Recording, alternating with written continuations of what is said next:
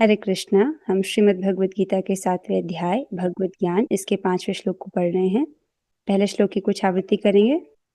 रेणुका माता जी, welcome back. अपरेयमितस्त्वन्याम् अपरेयमितस्त्वन्याम् प्रकृतिं विद्धि मे पराम् प्रकृतिं विद्धि मे पराम् जीवभूतां महाबाहो जीवभूतां महाबाहो ययेदं धार्यते जगत्। ययेदं धार्यते जगत्। बहुत सुंदर माता जी। अनीता माता जी आप गाइए।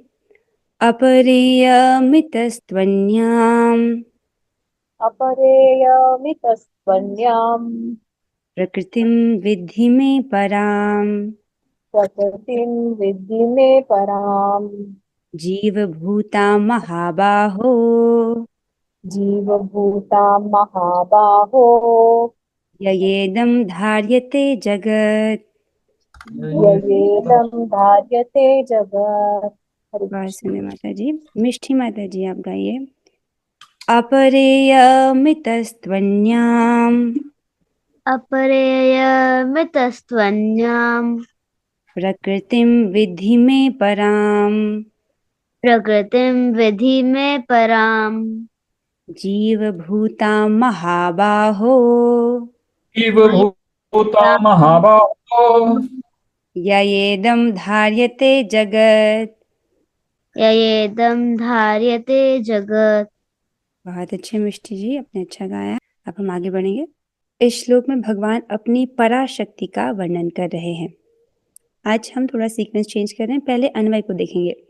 इयम तु किंतु यह, राइट, यह अपरा अर्थात निकृष्ट अर्थात जड़ प्रकृति। पिछले श्लोक में आपने भगवान की भिन्ना शक्ति अपरा शक्ति के विषय में पढ़ा था। पृथ्वी, जल, वायु, अग्नि, आकाश, मन, बुद्धि, अहंकार। तो उससे आगे भगवान कहते हैं इयम तु किंतु यह अपरा अर्थात ये क्या है, निकृष्ट है। जो आपको बताए पिछले श्लोक में वो कैसी है, निकृष्ट शक्ति है और जड़ा प्रकृति है। ठीक है, जड़ अर्थात चैतन्य नहीं है, इसमें कोई चेतना नहीं है। अतः इससे अन्याम, इससे भिन्न, मैं प्रकृति, मेरी प्रकृति को पराम विद्धि, उत्कृष्ट जानो। तो पिछले श्लोक में आपको एक प्रकृति के विषय में बताया, अपरा प्रकृति के, लेकिन इससे भिन्न भगवान की उत्कृष्ट प्रकृति के विषय में जानो। या जिस चेतन शक्ति से, और ये जो पराशक्ति है ये कैसी है, चेतन शक्ति है, इसमें चेतना है। चेतना समझते हैं ना, जैसे कि ये नोटबुक है, इसमें कोई चेतना नहीं है, मैं इससे कुछ बात नहीं कर सकती हूँ, राइट। इसमें कोई चेतना नहीं है, लेकिन मैं आपसे बात कर सकती हूँ, आप में चेतना है, आप बता सकते हो कि आपको कैसा महसूस होता है, राइट। फिर यह जिस चेतन शक्ति से इदम जगत, यह जगत धार्यते, अपने कर्म द्वारा भोगने के लिए गृहीत होता है। इसका क्या अर्थ है कि यही जो पराशक्ति है, ये जो चेतन शक्ति है, उसी के द्वारा ये पूरा जगत क्रियाशील है। समझ रहे इस चीज को। जैसे देखिए दिल्ली शहर है, दिल्ली शहर क्रियाशील है क्योंकि उसमें बहुत सारे लोग हैं। अगर वहां से पॉपुलेशन को ही हटा दिया जाए तो केवल बिल्डिंग्स का कोई महत्व नहीं है। उसी प्रकार से ब्रह्मांड बनाया है भगवान ने, अब ये क्रियाशील किसके कारण हो रहा है, जीवों के कारण, राइट। उनकी जो भी भोग इच्छाएं हैं उसके कारण ये जगत जो है क्रियाशील है। आई होप स्पष्ट हो रहा होगा। एक बार अनुवाद को देखिए। हे महाबाहु अर्जुन, भगवान अर्जुन जी को कह रहे हैं, हे महाबाहु अर्जुन, इनके अतिरिक्त मेरी एक अन्य पराशक्ति है जो उन जीवों से युक्त है जो इस भौतिक अपरा प्रकृति के साधनों का विदोहन कर रहे हैं। ठीक है, तो पराशक्ति क्या है, भगवान की जीव शक्ति। और वो क्या करती है, इस भौतिक अपरा शक्ति अर्थात पृथ्वी, अग्नि, जल, वायु, आकाश, राइट, मन, बुद्धि, अहंकार से क्या है, ये जो भौतिक जो शक्ति है, इसी से ये पूरा जगत बना है, राइट। उसका वो उसको नियंत्रित करती है, उसका भोग करती है। जैसे आहार, आप फल खाते हो, जैसे आपने फल खाया, ये किससे बना, ये प्रकृति के अपरा शक्ति का प्रदर्शन है कि नहीं है, राइट। तो कहना चाहते हैं भगवान कि ये जो जीव हैं यही इस भौतिक जगत को क्रियाशील बनाते हैं। आई होप आपको समझ आ रहा होगा। अब हम एक बार तात्पर्य को देखेंगे तो आपको और स्पष्ट होगा। बहुत सुंदर तात्पर्य है। अनुवाद और तात्पर्य कृष्ण कृपा मूर्ति श्री श्रीमद AC भक्ति वेदांत स्वामी प्रभुपाद द्वारा। प्रभुपाद जी श्लोक में कहते हैं कि इस श्लोक में स्पष्ट कहा गया है कि जीव परमेश्वर की पराशक्ति है। ठीक है, इतना तो सब समझ रहे हैं कि जीव भगवान की पराशक्ति है, अर्थात जीव जो है वो स्वतंत्र नहीं है, वो किसी का है, राइट। आप समझ रहे, जीव की कोई स्वतंत्र अस्तित्व नहीं है, वो भगवान का है, ठीक है। और जो अपरा शक्ति है, अपरा शक्ति तो पृथ्वी, जल, अग्नि, वायु, आकाश, मन, बुद्धि तथा अहंकार जैसे विभिन्न तत्वों के रूप में प्रकट होती है। स्पष्ट है? कल का श्लोक है, कल की श्लोक की बात है ये। आगे चलते हैं। भौतिक प्रकृति ये दोनों रूप स्थूल तथा सूक्ष्म अपरा शक्ति के ही प्रतिफल हैं। यहाँ पर आपको समझाया जा रहा है कि कौन सी स्थूल प्रकृति है और कौन सी सूक्ष्म प्रकृति है। स्थूल क्या है? पृथ्वी, जल, अग्नि, वायु, आकाश, राइट। आकाश भी स्थूल तत्व है, ठीक है। और सूक्ष्म तत्व क्या है? मन, बुद्धि और अहंकार। ये सब क्या है? ये अपरा शक्ति के ही प्रतिफल है। यहाँ तक सब समझ रहे हैं? यहाँ तक तो कोई दिक्कत नहीं है, ठीक है, ओके, स्पष्ट। आगे चलते हैं। जीव जो अपने विभिन्न कार्यों के लिए अपरा शक्ति का विदोहन करता रहता है, स्वयं परमेश्वर की पराशक्ति है और यह वही शक्ति है जिसके कारण संसार कार्यशील रहता है। हो सकता है कि इस लाइन को समझने में थोड़ा परेशानी आए, तो प्रभुपाद जी इसको और स्पष्ट करते हैं कि इस दृश्य जगत में कार्य करने की तब तक शक्ति नहीं आती जब तक पराशक्ति अर्थात जीव द्वारा यह गतिशील नहीं बनाया जाता। सिंपल उदाहरण से देखिए, ये जो मनुष्य का शरीर है, राइट, ये किससे बना है? अपराशक्ति से, पंच महाभूत से बना है और पांच तन, राइट, आप जानते हो, पांच पंच महाभूत, पंच तन मात्राएं, पांच कर्मेंद्रियां, पांच ज्ञानेंद्रियां और मन, बुद्धि, अहंकार और महत्त्व, इस प्रकार से 24 तत्व हैं। यही 8 तत्व जो भगवान ने बताए, यही बाद में भगवान इसको विस्तार से बताएंगे कि यही जो 8 तत्व हैं ये बाद में 24 तत्वों के रूप में विभाजित हो जाते हैं, ठीक है। तो ये सब कुछ जो शरीर है ये अपराशक्ति से बना है, लेकिन अगर इसमें पराशक्ति ना हो, जीवात्मा ना हो, तो ये जो शरीर है वो क्रियाशील नहीं हो सकता है। समझ रहे हैं इस चीज को? सिंपल, जैसे एक मृत शरीर है, उसमें चेतना नहीं है, जो चैतन्य पार्ट है, पराशक्ति नहीं है, तो वो कैसा क्रियाशील नहीं रहता है, ठीक है।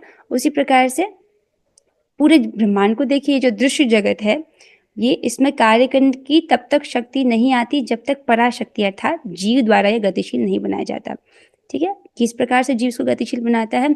जीव आहार, निद्रा, भय, मैथुन की इच्छा करता है, उसी प्रकार से, राइट, प्रकृति के तीनों गुणों का संपर्क करता है, रजोगुण, तमोगुण, सतोगुण, इस प्रकार से अपने चित्त में इन गुणों को कमाता है।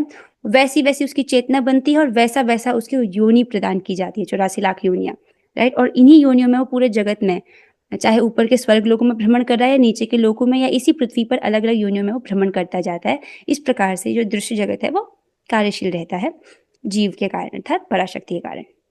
समझ रहे हैं इसको?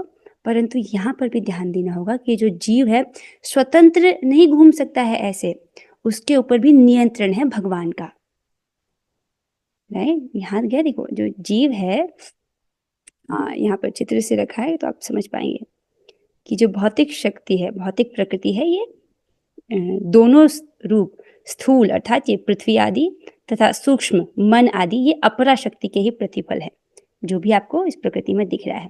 आगे फिर कहते हैं कि अब जो जीव है अपने विभिन्न कार्यों के द्वारा, जो भी वो कार्य कर रहा है, राइट, उसके द्वारा इन अपरा शक्तियों का विदोहन करता रहता है, राइट। आहार, निद्रा, भय, मैथुन स्वयं परमेश्वर, और ऐसा जो जीव है जो इन प्रकृति के जो पदार्थ हैं, राइट, उनका जो उपभोग कर रहा है, वो स्वयं कौन है? वो भगवान की पराशक्ति है और यह वही शक्ति है जिससे कारण संसार कार्यशील रहता है। यहाँ पर एक सुंदर चित्र रखा गया है, देखिए, जैसे कि इसमें एक चित्र रखा गया है कि अगर कोई व्यक्ति अवैध संग कर रहा है तो वहां पर वो क्या है? पशु तुल्य है, जैसे कुत्ता। ये सुविधा तो एक कुत्ते के पास भी है, तो इसमें और जानवरों में इसमें कोई भेद नहीं है, जानवरों के पास भी ये चीज है। उसके ऊपर एक व्यक्ति है जिसको खाने में कोई भेदभाव नहीं कर रहा, जो प्लेट में आता है उसे खा लेता है। जैसे यहाँ पर ये मांस खा रहा है, ठीक है, तो इस दिखाता है कि इसकी चेतना बहुत निम्न है। तो इसको प्रकृति कैसा योनि देती है? एक सुअर की योनि, क्योंकि सुअर की योनि इतनी निम्न है कि वो मल तक खा लेता है, राइट। सुअर की जो चेतना है वो इतनी निम्न है कि वो मल तक खा लेता है, अर्थात कि अगर तुम मनुष्य होकर के मनुष्य की तरह नहीं कार्य कर सकते हो तो ठीक है, तो तुमको एक पशु का शरीर दिया जाए, अब तुम जैसे खाना जो खाना खाओ। अब उसी प्रकार से यहाँ पर एक व्यक्ति आपको दिख रहा है जो दान दे रहा है किसी, राइट, वैष्णव को दान दे रहा है, तो अपने दान पुण्य के कार्य से उसको स्वर्ग में वो जा रहा है, ठीक है। और दान देने के विषय में एक चीज़ याद आई कि जब दान दिया जाता है उसका एक तरीका है। दान भी 3 प्रकार से किया जाता है। सत्वगुणी दान होता है, रजोगुणी दान होता है और तमोगुणी दान होता है। सत्वगुणी दान होता है, आप उसमें दातव्य का भावना नहीं देते हो कि मैं दान दे रहा हूँ, इस प्रकार की भावना से रहित होना चाहिए। अगर आपने मैं दान दे रहा हूँ और दातव्य के भाव से रहित होना चाहिए और कोई फल की इच्छा नहीं होनी चाहिए। भौतिक फल की इच्छा करेंगे तो वो दान सात्विक दान नहीं होगा, उसको सात्विक दान नहीं कहेंगे। और अगर ये भी आप दातव्य का भाव नहीं है और भौतिक फल की इच्छा भी नहीं है और अगर आपने जिस व्यक्ति को आप दान दे रहे हो उसको सम्मान से दान नहीं दिया, तब भी वो दान तमोगुणी हो जाएगा। तो जिस व्यक्ति को दे रहे हो उसको भी पूरे सम्मान से दान देना है। क्यों? क्योंकि भगवान की व्यवस्था है कि आपने राइट, जैसे आपने उसको एक वस्तु दिया, वही चीज आपको राइट अनंत होकर के वापस आती है। जैसे इसका एक फॉर्मूला है भागवत में, उसको मैं भी वर्णन नहीं कर रही। जिसको भी आप दान करते हो वो चीज आपको वापस आती है। तो एक प्रकार से इन्वेस्टमेंट ही कर लीजिए, राइट। तो उसको व्यक्ति को बहुत सम्मान से देते हैं। तो इस प्रकार से जब दान करते हैं तब वो सत्वगुणी होता है। तो ऐसे जो विधि विधानों के अनुसार दान करते हैं, राइट, स्वर्ग जाते हैं। और यहाँ पर आप देखिए, जो व्यक्ति भगवान की पूजा कर रहा है, राइट, भगवान की आराधना कर रहा है, राइट, यहाँ पर आई थिंक राधा कृष्ण की ये डीटीज हैं, तो वो कहाँ जाते हैं? वो गोलोक में जाते हैं। ठीक है। सो इस प्रकार से जीव जो है अपनी इच्छाओं के कारण इस जगत में भ्रमण करता रहता है। ये है भाव, राइट। अलग अलग जीवों की अलग अलग इच्छाएं होती हैं, उस प्रकार से उनको अलग अलग योनियां प्राप्त होती हैं। तो इससे क्या है, जो दृश्य जगत है वो क्रियाशील रहता है। ये चित्र क्यों रखा गया है? हाँ, ये चित्र इससे रखा गया है कि एक शहर क्रियाशील होता है, वहां पर रहने वाले जीवों से अगर उन जीवों को ही हटा दिया जाए तो उस शहर में कोई क्रिया गति कोई होगी नहीं, क्रियाशील वो रहेगा ही नहीं। वो इसलिए महत्वपूर्ण है क्योंकि वहां पर जीव रहते हैं। समझ रहे हैं इस चीज को? उसी प्रकार से आगे चलते हैं। शक्ति का नियंत्रण सदैव शक्तिमान करता है, अतः जीव सदैव भगवान द्वारा नियंत्रित होते हैं। तो पहले आपको बताया अपराशक्ति ये निम्न शक्ति है, ये पराशक्ति के द्वारा भोग्य है। पराशक्ति क्या है? उत्कृष्ट है। वो क्या है? उसमें चेतना है। अपराशक्ति जड़ है। इतना आपको समझाया। अब ये जो दोनों शक्तियां हैं, चाहे वो अपराशक्ति हो चाहे वो पराशक्ति हो, दोनों ही भगवान की शक्तियां हैं। ठीक है। तो जो ये शक्ति है, जीव क्या है? शक्तिमान नहीं है। जीव क्या है? शक्ति है। और जो शक्ति है वो हमेशा शक्तिमान के द्वारा नियंत्रित होता है। ठीक है, इसको समझ रहे हैं? शक्ति का नियंत्रण सदैव शक्तिमान करता है, अतः जीव सदैव भगवान के द्वारा नियंत्रित होते हैं। जीवों का अपना कोई स्वतंत्र अस्तित्व नहीं है। इस जगत में जो लोग धर्म का ज्ञान नहीं रखते हैं, इस प्रकार से नहीं पढ़ते शास्त्र अध्ययन, उनको लगता है कि मैं स्वतंत्र हूँ, मैं जैसे अपने जीवन को जीऊँ, बाकियों को क्या, राइट। वो सोचते हैं कि जैसे मैं जीना चाहूँ मैं वैसे जीऊंगा। लेकिन वास्तव में वे अपने इंद्रियों के गुलाम हैं। जहां उनको मन लेके जा रहा है, जैसी उनको इंद्रियां जहां जा रही हैं वैसे विचरण करें, तो वास्तव में वे अपने मन और इंद्रियों के गुलाम हैं, राइट। तो उनका मन और उनकी इंद्रियां उनको नियंत्रित करते हैं। आगे चलते हैं। शक्तिमान, कोई पूछ रहे हैं कि माता जी शक्तिमान कौन है? भगवान श्री कृष्ण, राइट। भगवान ही नियंत्रित कर रही हैं। तो कह रहे हैं कि परमेश्वर जो जीव है वो परमेश्वर की पराशक्ति है। Coming to the first line of this shloka, देखिए पहले श्लोक में आइए। इस श्लोक में स्पष्ट कहा गया है कि जीव परमेश्वर की पराशक्ति है। तो शक्तिमान कौन है? परमेश्वर, श्री भगवान। ओके, कुछ और भी प्रश्न है? और शक्ति कौन है? तो शक्ति कौन है मीन्स, ओके, फिर से बताते हैं। इस अध्याय में आप भगवान की शक्तियों के विषय में पढ़ रहे हो। ठीक है, भगवान वो ज्ञान बता रहे जिसके बाद और कुछ जानने के लिए शेष नहीं होगा, अर्थात अपने विषय में बता रहे हैं। ठीक है, अगर आप समस्त कारण में कारण भगवान को जानेंगे तो और कुछ जानने के लिए शेष नहीं होगा। तो जब अपने विषय में भगवान बता रहे हैं, पहले अपनी शक्तियों का वर्णन कर रहे हैं। उसमें उन्होंने अपनी अपरा शक्ति का वर्णन किया जो आपने कल पढ़ा, पृथ्वी जल अग्नि वायु आकाश। और आज आप भगवान की पराशक्ति के विषय में पढ़ रहे हो अर्थात जीव। तो जो आप हो, जिसने प्रश्न पूछा है, राइट, आपको ये शरीर नहीं हो, आप जीवात्मा हो, आप भगवान की पराशक्ति हो। ठीक है, और आप जिस शरीर में हो जो कि पंच तत्वों से बना है, पृथ्वी जल अग्नि वायु आकाश और सूक्ष्म तत्व मन बुद्धि अहंकार, राइट, ये क्या है? भगवान की अपराशक्ति है। तो आप और आपका शरीर दोनों ही भगवान की शक्ति है। आप समझ रहे हो इस चीज को? और दोनों ही भगवान के द्वारा नियंत्रित है। आपको समझ आया? आगे समझ आपको? ओके, ठीक है, लेट्स गो अहेड नाउ। आगे चलते हैं। वे कभी भी समशक्तिमान नहीं, जैसा कि बुद्धिहीन मनुष्य सोचते हैं। तो बुद्धिहीन मनुष्य क्या सोचते हैं कि मैं और भगवान, अरे मैं भगवान बन सकता हूँ। कुछ लोग जो आध्यात्मिक के रास्ते पे भी चलना चाहते हैं, वो सोचते हैं कि एक दिन मैं ऐसे तपस्या करके भगवान बन जाऊंगा, राइट, जो कि ऐसा नहीं है। तो ये समझाया जा रहा है कि जीव का अपना कोई स्वतंत्र अस्तित्व नहीं है, वो भगवान की पराशक्ति है, हमेशा ही भगवान के द्वारा नियंत्रित है। ठीक है। और वे कभी भी समशक्तिमान नहीं, समशक्तिमान अर्थात जो जीव है वो कभी भी भगवान के बराबर नहीं हो सकता है, भगवान के समान शक्तिशाली नहीं हो सकता है। हाँ, रस की दृष्टि से बड़ा हो सकता है। फॉर एग्जाम्पल, जो जीव भगवान के साथ वात्सल्य रस में है वो भगवान का पिता बन सकता है। जैसे वसुदेव जी, वो भगवान के पिता है, राइट, वो दूसरी तरह के, लेकिन तत्व से कोई भी भगवान के बराबर शक्तिशाली नहीं है। ठीक है, जैसा कि राइट बुद्धिहीन मनुष्य सोचते हैं कि सम हो सकता है। श्रीमद् भागवत में 10, 87, 30 जीव तथा भगवान के अंतर को इस प्रकार बताया गया है। बहुत महत्वपूर्ण श्लोक है, बहुत सुंदर श्लोक है, इसको हम गाने का प्रयास करेंगे। इसमें भगवान और जीव के बीच में अंतर बताया गया है। तो ये जो श्लोक है आपको कक्षा में भेजा गया था प्रैक्टिस करने के लिए। आप में से किसने इसको अभ्यास किया है गाने का? जिसने अभ्यास किया उसको अवसर मिलेगा। ओके, माधुरी माता जी ने किया। ठीक है माता जी, आपसे शुरू करते हैं। बहुत सुंदर श्लोक है। ओके माधुरी माता जी, आपसे शुरू करते हैं। अपरिमिता ध्रुवास्तनुभृता यदि सर्वगतास्। अपरिमिता ध्रुवा सनुभूतो यदि सर्वगता तरहि न शास्यतेति नियमो ध्रुवनेतरथा। तर्हि न शास्यतेति नियमो ध्रुवनेतरथा। अजनिचयन्मयं तदविमुच्य नियन्त्री भवेत्। अजनिचयन्मयं तदविमुच्य नियन्तृ भवेत्। सममनुजानतां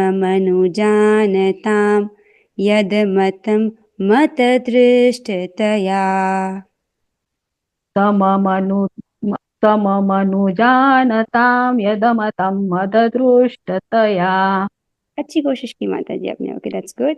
आज मुझे समझ आया कि जो मैं श्लोक रिकॉर्डिंग भेजती हूँ आप लोग अभ्यास नहीं करते हो। पकड़ी गई चोरी। अच्छा, कुछ कुछ भक्त करते हैं और बाकी लोग नहीं करते हैं। पता चल गया मुझे कितने भक्त अभ्यास करके आते हैं। अभ्यास करना चाहिए। बहुत सुंदर श्लोक है। आइए अब इसका जो है अनुवाद पढ़ते हैं। इसमें जीव और भगवान में क्या भेद है उसको बताया गया है, ये आपको पता होना चाहिए। तो क्या कहते हैं, हे परम शाश्वत, भगवान को कह रहे हे परम शाश्वत, यदि सारे देहधारी जीव आप ही की तरह शाश्वत एवं सर्वव्यापी होते तो वे आपके नियंत्रण में ना होते। समझ रहे हैं आप इसको? अगर जीव भगवान की तरह शाश्वत होता और सर्वव्यापी होता तो भगवान उन पर नियंत्रण कैसे कर सकते थे, राइट? अब भगवान सभी जीवों पर नियंत्रण कर रहे हैं, राइट? किंतु यदि जीवों को आपकी सूक्ष्म शक्ति के रूप में मान लिया जाए तब तो वे सभी आपके परम नियंत्रण में आ जाते हैं। ठीक है, अतः वास्तविक मुक्ति तो आपकी शरण में जाना है और इस शरणागति से वे सुखी होंगे। तो जीव भगवान के बराबर शक्तिशाली नहीं है। वास्तव में जीव क्या है? भगवान की सूक्ष्म शक्ति है। ठीक है, और उसका सुख क्या है? जब वो भगवान की शरणागति स्वीकार कर ले, उस स्वरूप में ही वे नियंता बन सकते हैं, राइट? जो जीव है जब वो भगवान की शरण ग्रहण कर लेता है तब वो सुखी है और तब उसी स्वरूप में वो नियंता बन सकता है। अतः अल्पज्ञ पुरुष अर्थात जो मूर्ख व्यक्ति है या जो कम जानता है, जो अद्वैतवादी के पक्षधर है। अद्वैतवाद क्या समझता है कि अरे सब कुछ ब्रह्म ही है, सब कुछ एक ही है, इस प्रकार से समझते हैं। जो उनको क्या कह रहे हैं श्लोक में, वो अल्पज्ञानी है और इस सिद्धांत का प्रचार करते हैं कि सब एक ही है, राइट? कि भगवान और जीव सभी प्रकार से एक दूसरे के समान हैं। वास्तव में वे प्रदूषित मन द्वारा निर्देशित होते हैं। तो जो लोग ऐसे सोचते हैं कि भगवान और जीव एक ही तत्व है या जीव भगवान के बराबर शक्तिशाली है, सब कुछ ब्रह्म ही है, वास्तव में क्या है? वे प्रदूषित मन, उनका मन जो है वो दूषण से युक्त है, उसी के द्वारा वो निर्देशित है। अर्थात उनको ठीक ठीक जो बात है वो समझ नहीं आई है। और जीव क्या है? भगवान की सूक्ष्म शक्ति है। सबको समझ आ रहा है बात? ठीक है, आई होप आपको भेद समझ आया होगा कि हम भगवान की शक्ति हैं, सूक्ष्म रूप, राइट। मुझे लगता है कि आज के लिए इतना पढ़ते हैं, इससे आगे हम कल पढ़ेंगे। यहाँ बस इतना आप समझ लो कि जीव और भगवान में क्या भेद है। जीव भगवान की शक्ति है, भगवान की सूक्ष्म शक्ति के रूप में है, भगवान उसके नियंत्रक है। जीव कभी भी स्वतंत्र नहीं है और जीव का सुख क्या है? जब वो भगवान की शरणागति ग्रहण करता है। ठीक है, इतना आप सबको समझ आ रहा होगा। इससे आगे की चर्चा हम कल करेंगे भाई, भगवान जी की कृपा से, आप सबके आशीर्वाद से। अगर किसी भक्त का कुछ प्रश्न है तो पूछ सकते हैं। ओके, कस्टमर माता जी को कुछ प्रश्न पूछना है? कस्टमर माता जी आप अपना माइक ऑन करके पूछ सकती हैं। अच्छा नहीं, अच्छा आपका हैंड रेज ऐसे ही है। ओके ठीक है, फिर हम 3 बार हरे कृष्ण महामंत्र करेंगे।